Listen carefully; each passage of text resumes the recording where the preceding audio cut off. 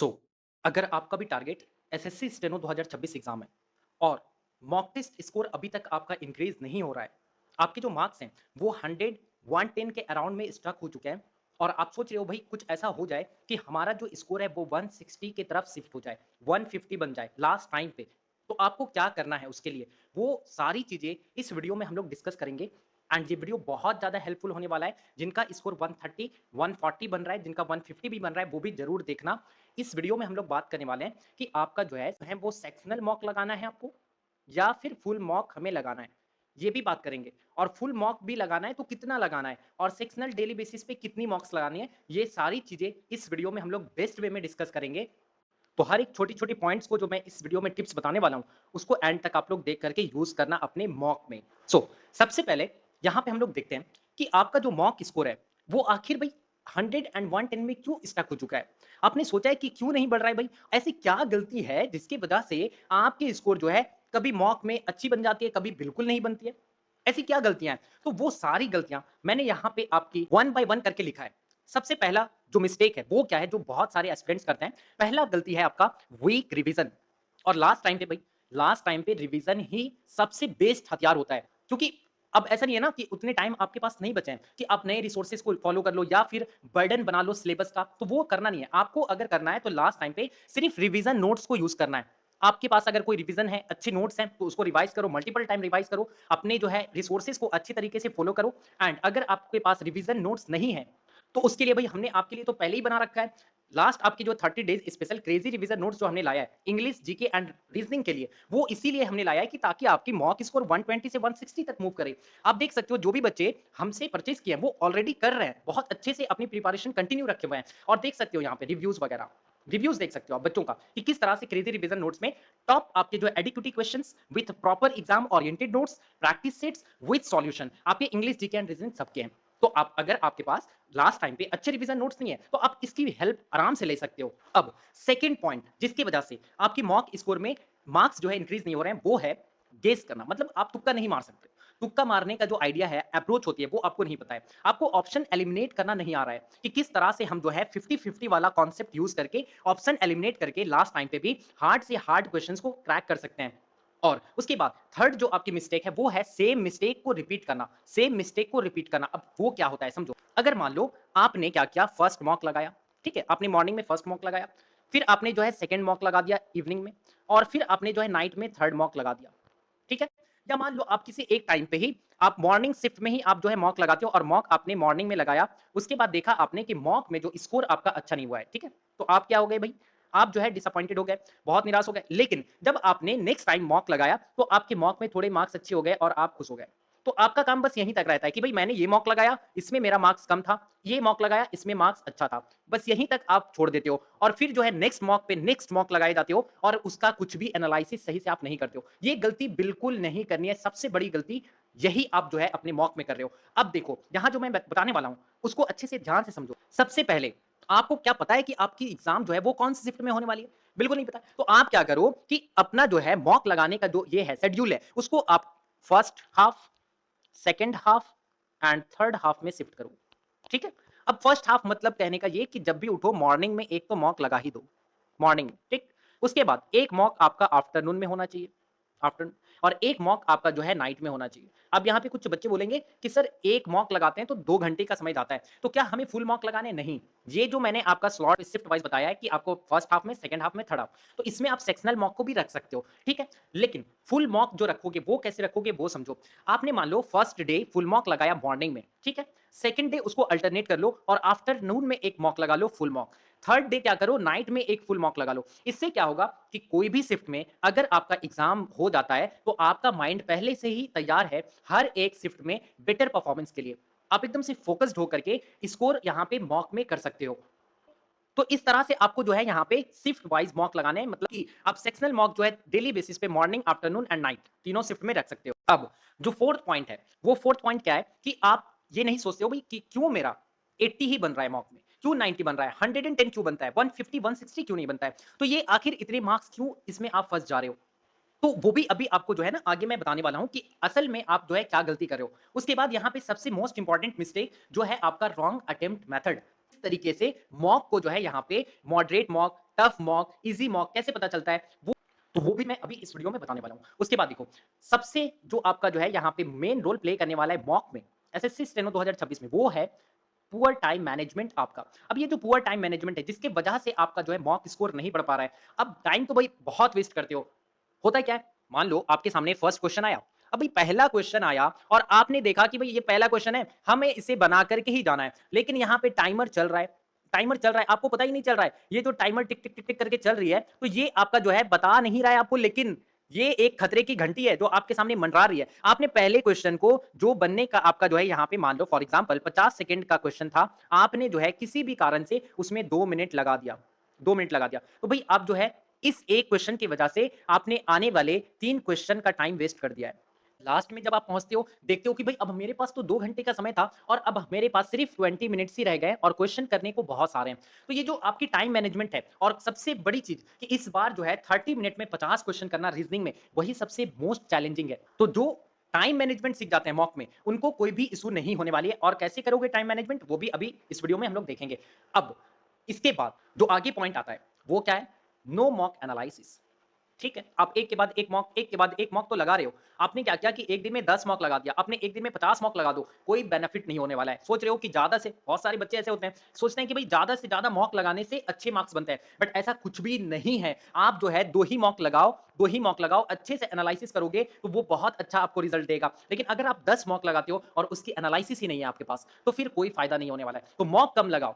Last time पे अगर आप जाकर के देखोगे एयर 1 जो सीजीएल 2000 आपके 24 में हुए हैं, ठीक है, उनका मॉक जाकर के देखो, ज्यादा से ज्यादा एक साल में 150 से 200 मॉक लगाए होंगे उन्होंने, ठीक है, लेकिन उससे ज्यादा एनालिसिस, हर एक टॉपर का ये स्ट्रॉन्ग पॉइंट रहता है कि वो मॉक की एनालिसिस बहुत अच्छे से करते हैं, और जिसकी वजह से वो सेम मिस्टेक नहीं करते हैं। समझ रहे हो कि एक ही क्वेश्चन में मान लो आपके ये मॉक में आया, इस क्वेश्चन को आपने देखा कि ये वाला क्वेश्चन तो इस मॉक में था, लेकिन अब जब नया मॉक लगाते हो तो उसमें भी सेम क्वेश्चन आ जाता है। आपको पता होता है कि भाई ये वाला क्वेश्चन तो मैंने पिछले मॉक में देखा था, लेकिन आपने क्या किया, एनालिसिस नहीं किया। जब एनालिसिस नहीं किया आपने, तो आपको कैसे पता चलेगा भाई वो बना कैसे था है। लेकिन अगर मान लो वहीं पे आप उसको एनालिसिस कर लेते, तो आपको पता चल जाता कि ये वाला क्वेश्चन तो मुझे पता है कि इस तरह से बनता है, तो मैं क्या करूंगा, इस मॉक में फटाक से उसको उड़ा दूंगा और कम टाइम पे उसमें जो है करके अपना टाइम सेव कर लूंगा। तो ये एक स्ट्रैटेजी होती है आपका जो है, मॉक एनालिसिस से ही स्कोर ज्यादा से ज्यादा इंप्रूव होते हैं। ठीक है, अब सही आपका जो है वे क्या है मॉक अटेम्प्ट करने का, वो समझो। अब देखो यहां पे जो है राइट वे मॉक अटेम्प्ट करने का, वो जो है वो है आपका स्मार्ट वर्क, ना कि हार्ड वर्क। मॉक लगाते टाइम आपको स्मार्ट वर्क करनी है, ना कि हार्ड वर्क करनी है, और स्टेप बाय स्टेप आपको फॉलो करना है, तभी आप 160 पहुंच सकते हो। अब देखो सबसे मोस्ट इंपॉर्टेंट पॉइंट जो आपको मॉक लगाते टाइम करना है कि आपका जो है एकदम से 5 मिनट मेडिटेशन। कोई भी मॉक लगाने से पहले देखो, आप जाओगे वहां पे एग्जाम हॉल में, तो आपको थोड़ा सा टाइम दिया जाता है, पेन वगैरह दिया जाएगा, पेपर वगैरह दिया जाएगा, तो आप उसमें रिलैक्स हो जाओ। रिलैक्स हो जाओ, अपने आप को जितना रिलैक्स करोगे उतना ज्यादा बेस्ट परफॉर्म कर पाओगे। तो घर पे भी वो हैबिट रखनी है। ऐसा नहीं कि जब आप मॉक लगा रहे हो तो आपका दोस्त का कॉल आता है, कभी आपकी मम्मी बुलाती है ना, तो ऐसा नहीं करना है। मॉक के टाइम पे डिस्टर्बेंस तो बिल्कुल नहीं चाहिए भाई, डिस्टर्बेंस नहीं होनी चाहिए। अगर मैंने फुल मॉक टारगेट किया है कि आज मुझे लगाना है, तो 2 घंटे तो कहीं नहीं हिलेंगे अपने बेड से, अपने जो स्टडी टेबल से नहीं हिलेंगे हम, जब तक मॉक नहीं खत्म होता है। उसके बाद ही कोई काम करेंगे, उसके बाद ही कोई कॉल रिसीव करेंगे। ठीक है, तो ये आपका जो है एकदम से होना चाहिए। और दूसरी चीज कि ट्रस्ट ऑन रियल अटेम्प्ट, ये बहुत इंपॉर्टेंट पॉइंट है। ट्रस्ट ऑन रियल अटेम्प्ट का कहने का मतलब ये हुआ कि आपको जो है ये फील होना चाहिए कि हर एक मॉक बहुत इंपॉर्टेंट है। ऐसा नहीं कि भाई जस्ट एक मॉक के नजरिए से देख करके उसको अटेम्प्ट कर लो, अच्छा हुआ तो भी ठीक है, नहीं अच्छा हुआ तो भी ठीक है, कोई दिक्कत नहीं है। नहीं, आप ऐसे अटेम्प्ट करो, हर एक मॉक को आप इस तरह से अटेम्प्ट करो कि जैसे वो आप एग्जाम का आपका जो है पेपर हो, है ना, कि आपको अंदर ये रहे कि मेरा भाई हमें 150 लाना है, 160 लाना है, छोटी छोटी मिस्टेक नहीं करनी है, सिली मिस्टेक हमारा नहीं होना चाहिए। तो ये आप जो है मॉक लगाने से पहले ही सोच करके रख लो कि मुझे जो है एग्जाम लेवल देना है। ठीक है, अब देखो उसके बाद मॉक को जो अटेम्प्ट करने का तरीका होता है, वो तो आपने आपने जो है 5 मिनट डिक्टेशन कर लिया, सारे डिस्टर्बेंस हटा दिए। दूसरा, आपने सोच लिया कि मुझे आज फोड़ना है और ये जो है मेरा लास्ट अटेम्प्ट है और यही जो है मॉक मेरा लास्ट मॉक होने वाला है, ये आपने सोच लिया। अब पेपर कैसे अटेम्प्ट करने हैं, अंदर जाकर के अटेम्प्ट कैसे करना है, तो वो पहला राउंड जो होना चाहिए पेपर का, पेपर का जैसे मान लो फॉर एग्जांपल आप रीजनिंग अटेम्प्ट कर रहे हो, तो रीजनिंग को सॉल्व करने का तरीका जो है आपका 3 राउंड में होना चाहिए। पहला राउंड जो होगा वो होगा आपका जो है इजी एंड डायरेक्ट क्वेश्चन करने का, इजी एंड डायरेक्ट क्वेश्चन। अब मान लो मेरे सामने 50 क्वेश्चन है, ठीक है, 50 क्वेश्चन, ये 50 क्वेश्चन है। सबसे पहले हमें तो ये सोच करके रखना है कि हमें 50 के 50 क्वेश्चन अटेम्प्ट करने हैं, और देखना है कम से कम भाई, हम अटेम्प्ट नहीं कर पाएंगे तो कम से कम देख के तो जरूर आएंगे, देख के तो जरूर आएंगे कि क्या था पेपर, क्या था वो जरूर देख करके आएंगे। ठीक है, देखना जरूरी है। अब देखोगे कैसे, तो अगर मान लो पहला नंबर क्वेश्चन आया, ठीक है, पहला नंबर क्वेश्चन आपका था एनालॉजी, एनालॉजी था, आपने देखा भाई एनालॉजी है, मुझे पता है एनालॉजी बनाना आता है, लेकिन यहाँ पे जो नंबर है वो काफी गैप पे है, ठीक है, नंबर काफी दूर दूर है, तो हम समझ गए, फटाक से समझ गए कि यहाँ पे जो है टाइम टेकिंग है और ये एनालॉजी टाइम टेकिंग है, इसमें थोड़ा सा टाइम देना होगा। बिना सोचे इसको जो है स्किप करो, मार्क फॉर रिव्यू। ठीक है, मार्क फॉर रिव्यू में डाल दो। ये हो गया मार्क फॉर रिव्यू। अब चले जाओ क्वेश्चन नंबर सेकंड की तरफ। जैसे ही आपके पास क्वेश्चन नंबर सेकंड आया, आपने देखा कि चलो भाई ये वाला तो बहुत इजी क्वेश्चन है, इजी क्वेश्चन है, देखते के साथ बन जाएगा, उड़ा दो। ठीक है, क्वेश्चन नंबर थर्ड आया, इजी लगा आपको, उड़ा दो। क्वेश्चन नंबर फोर्थ आया, आपको थोड़ा सा लगा कि नहीं ये टफ है, ये टफ है और मुझे नहीं समझ में आ रहा है, ये सिटिंग अरेंजमेंट वाला है, ये ऑर्डर एंड रैंकिंग वाला है, थोड़ा सा टफ है, नहीं होगा मुझसे, देखते के साथ समझ में आ जाएगा, नहीं होगा मुझसे, तो राउंड वन में इसको स्किप करना है। मार्क फॉर रिव्यू नहीं बल्कि स्किप करना है, छोड़ करके जाओ, छोड़ करके। क्वेश्चन 5 आता है, अगर मान लो क्वेश्चन 5 आया, आपको मॉडरेट लगा कि बन जाएगा लेकिन टाइम लगेगा, मार्क फॉर रिव्यू। इस तरह से आपको जो है राउंड वन मारना है, ठीक है ना। और राउंड वन आपका जो है इजी और डायरेक्ट क्वेश्चन जो देखते के साथ आई कांटेक्ट के साथ बन जाए, उसको आपको करना है, जिससे आपको अब इसमें फायदा क्या होगा, बेनिफिट समझो क्या होगा। इसमें क्या होगा कि आपका जो है कॉन्फिडेंस बिल्ड हो जाएगा कि मेरे पास भाई अभी टाइम भी बहुत बचे हुए हैं और काफी क्वेश्चंस हमने कर भी लिया है और पेपर कैसा बना है, रीजनिंग का पेपर का लेवल क्या है वो आपको पता चल गया है ना, कि हार्ड कौन से क्वेश्चन थे, उसमें उसमें जो है सीटिंग अरेंजमेंट पूछा है कि ज्यादा मैथ वाले क्वेश्चन ज्यादा पूछे गए हैं, तो मेरा लेवल क्या है, मेरा जो शिफ्ट है वो हार्ड है कि इजी है, आपको जो है पेपर देखने पर पता चल जाएगा। लेकिन आप मान लो पहला क्वेश्चन आपने किया और उसमें 2 मिनट लगा दिया, आपने दूसरा क्वेश्चन किया, देखा इजी है भाई, बन गया, तीसरा क्वेश्चन जैसे ही हार्ड आया आपने फिर उसको बनाया और फिर उसमें 2 मिनट लगा दिया, तो आप ऐसे क्या होगा ना कि 30 मिनट में 50 क्वेश्चन कर ही नहीं पाओगे। कितना भी प्रैक्टिस कर लो, कितना भी प्रैक्टिस कर लो, अगर ये स्मार्ट स्ट्रैटेजी नहीं अपनाओगे तो 30 मिनट में 50 क्वेश्चन नहीं होगा, ये लिख करके ले लो। ठीक है, अब जो राउंड टू है वो है आपका, जैसे आपने मान लो राउंड वन मारा और आपने इजी सारे 50 क्वेश्चन में जितने भी इजी थे उड़ा दिए। ठीक है, अब राउंड टू जाना है, राउंड टू में आपको मॉडरेट एंड कैलकुलेटिव क्वेश्चन करना है, जो मतलब थोड़ा सा आपने देखा था कि हाँ भाई ये थोड़ा ट्रिक लगाएंगे, इसमें थोड़ा सा कैलकुलेट करेंगे, नंबर दूर दूर था लेकिन बन जाएगा, संभावना है, पॉसिबिलिटी थी कि बन जाएगी, तो इसको बना लो। ठीक है, round to and round three अगर आपके पास टाइम बचा, जैसे मान लो आपने 40 क्वेश्चंस कर ली, अब आपके पास 10 क्वेश्चन बचे हुए हैं, उस 10 क्वेश्चन में आपने देखा मेरे पास टाइम है, अब क्या करो, वहां पे आप जो है एलिमिनेट करो, आप कैलकुलेट करो, आप अपना थोड़ा सा दिमाग लगाओ कि भाई यहाँ पे क्या है, नहीं है, कैसे होगा, नहीं होगा, कौन सी अप्रोच हम लगा सकते हैं, तो दिमाग लगाओ, कोई दिक्कत नहीं है, जो भी टाइम है उसमें दिमाग लगा दो, अगर हो सकता है 2-3 क्वेश्चन भी बन गया तो आप आराम से 30 मिनट में 42 क्वेश्चन एक्यूरेसी के साथ बना चुके हो। समझ रहे हो, तो ये एक्यूरेसी भी मेंटेन होगी, कॉन्फिडेंस भी बूस्ट हो जाएगा आपका, और साथ ही साथ नंबर ऑफ क्वेश्चंस भी ज्यादा अटेम्प्ट करके आओगे।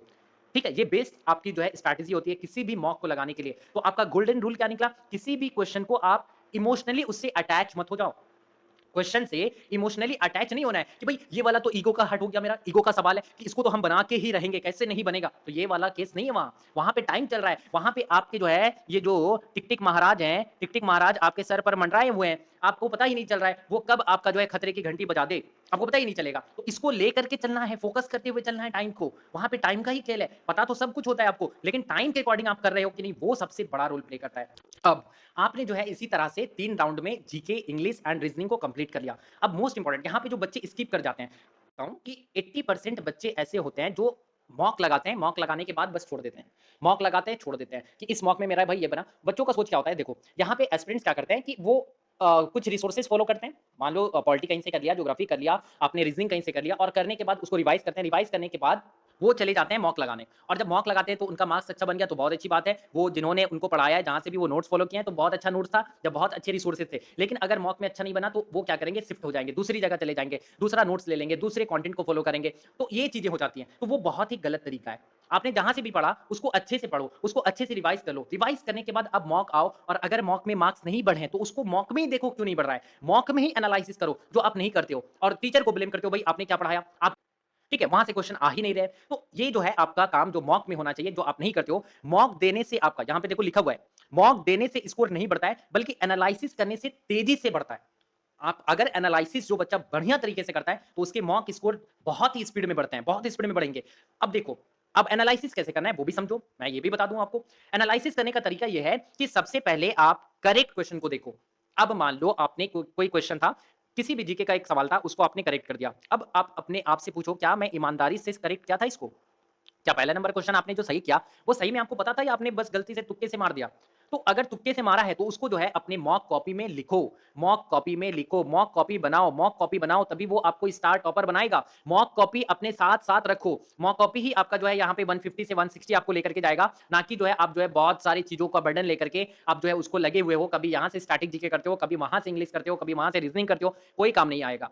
लास्ट टाइम पे सिर्फ mock copy and revision notes ही आपका काम आने वाला है, यकीन मानो, लिख करके ले लो। ठीक है, तो आपने जो है देखा नहीं भाई ये तो करेक्ट हुआ, मुझे आता था, करेक्ट हुआ, बिल्कुल सही। चलो अब जो रॉन्ग हुआ है, समझो रॉन्ग जो क्वेश्चन थे वो रॉन्ग क्वेश्चन क्यों आपके क्यों रॉन्ग हुए, क्यों रॉन्ग हुए? आपको सही में पता नहीं था? नहीं पता था? लिख दो मॉक कॉपी में। ठीक है, आपने नहीं अटेम्प्ट किया, तो ये जो नहीं अटेम्प्ट किया वो क्या आपने टाइम की वजह से नहीं अटेम्प्ट किया? आता हुआ क्वेश्चन आपने नहीं अटेम्प्ट किया? अगर आ रहा था और नहीं अटेम्प्ट किया तो छोड़ दो। लेकिन अगर नहीं आ रहा था और अटेम्प्ट नहीं हुआ तो उसको भी मॉक कॉपी में लिखो। ठीक है? अब जो क्वेश्चन था मान लो कुछ क्वेश्चन ऐसे होंगे टाइम कंज्यूम करने वाले होंगे, टाइम लेने वाले होंगे, टाइम टेकिंग होंगे, तो उसको भी आप मॉक कॉपी में लिखो कि उसकी जो है शॉर्ट आप स्ट्रैटेजी क्या रख सकते हो, आप जो है शॉर्ट यहाँ पे कौन सी ट्रिक लगा सकते हो जिसकी वजह से ये फटाफट हो जाए।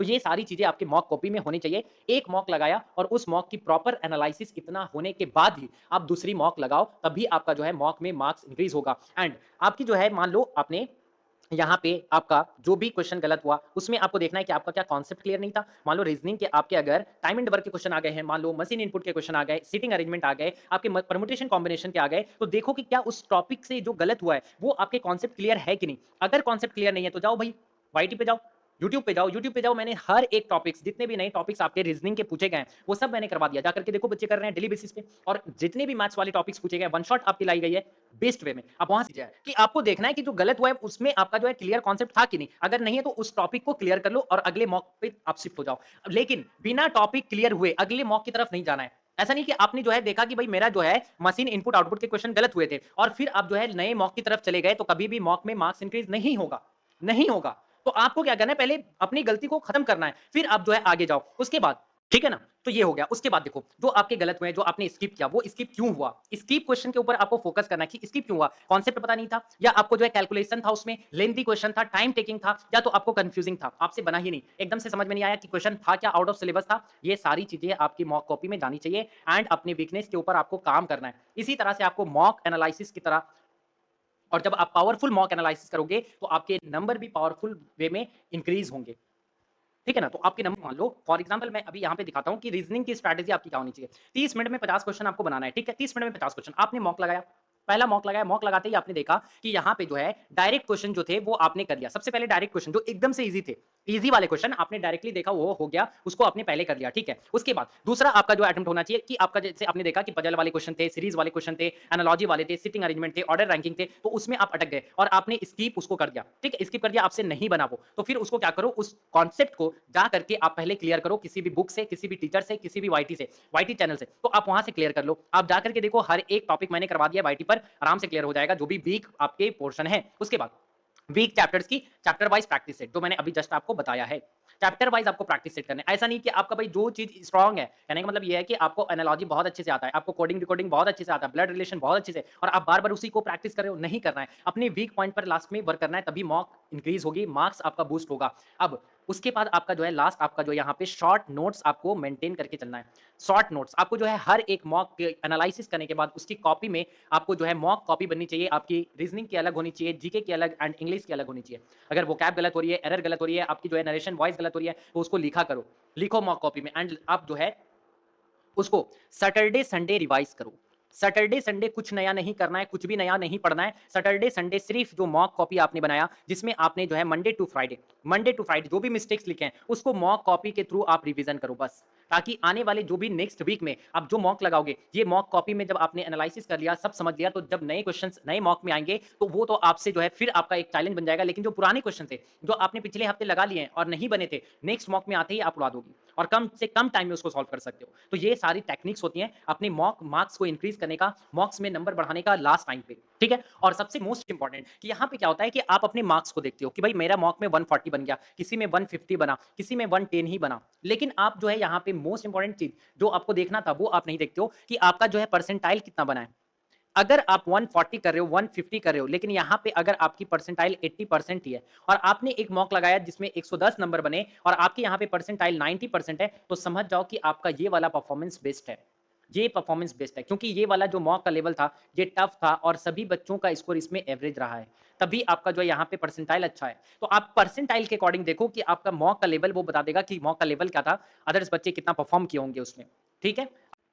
आई होप ये वीडियो बहुत हेल्पफुल होगी आपकी। मेरी 3 घंटे की मेहनत आपकी कुछ भी ज़रूर काम आई होगी। तो जो भी बच्चा चाहता है कि अपना रिवीजन बेस्ड वे में करना, तो वो भई हमारी क्रेज़ी रिवीजन नोट्स का हेल्प ले सकते हैं आराम से। तो आप इस नंबर पर मुझे व्हाट्सएप कर सकते हो, आपको मैं सारी डिटेल्स दे दूँगा और लास्ट जो आपके 25 डेज़ बचे हुए हैं, उसमें आप आराम से अपनी रिवीजन फटाफट कर सकते हो। और जो मेरी वन शॉट आ रही है वाईटी पर, चाहे वो रीजनिंग की हो, स्टैटिक जीके, आपकी इंग्लिश जो भी आने वाली है, वो आप ज़रूर से ज़रूर लगाओ। लास्ट टाइम पे बहुत हेल्प करेगी। मिलते हैं हम लोग नेक्स्ट वीडियो में। Thank you very much.